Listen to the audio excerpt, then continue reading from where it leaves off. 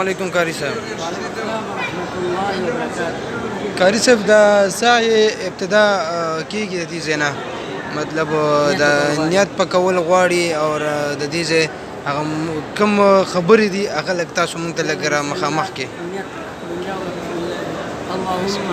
اللهم إني أريد السعي بين الصفا والمروة 7 أشواط لله تعالى عز وجل فيسره لي وتقبله مني بسم الله إن الصفا والمروة من شعائر الله فمن حج البيت أو يعتمر فلا جناح عليه.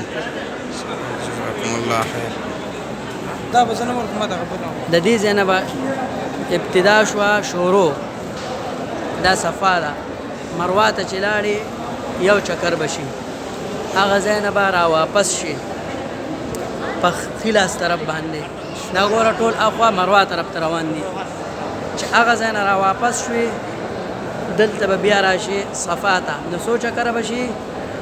2 2 بیا به دې ځای نه په دقه چې روان یو په دې قدمونو بیا به ځي مروه ته.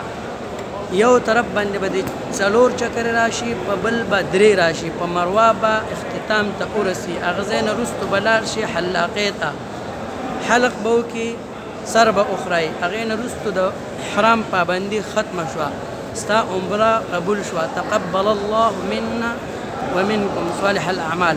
دا شنه راډونه چې دلته لګېدلي د دې ځای نه واله تر هغه ځای پورې دې ځای کې به رمل کوي، یعنې په د طاقت په قدمونو به ځي، پهلوانۍ کې به ځي. دغه حساب ډېرې منډې به هم نه وایي او ډېر سلو به هم نه ځي، په پهلوانۍ کې په طاقت کې به ځي.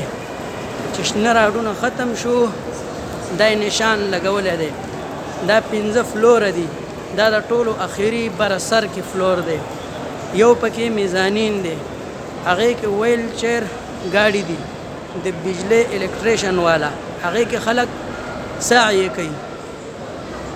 داسې نه چې ته وایې دا د معذورو دپاره دي، معذورو دپاره نه دي، د روغو د عامو خلکو دپاره دي. هر سړی پکې چکر لګولی شي او هر کس پکې سعی او طواف دواړه کولی شي. والسلام.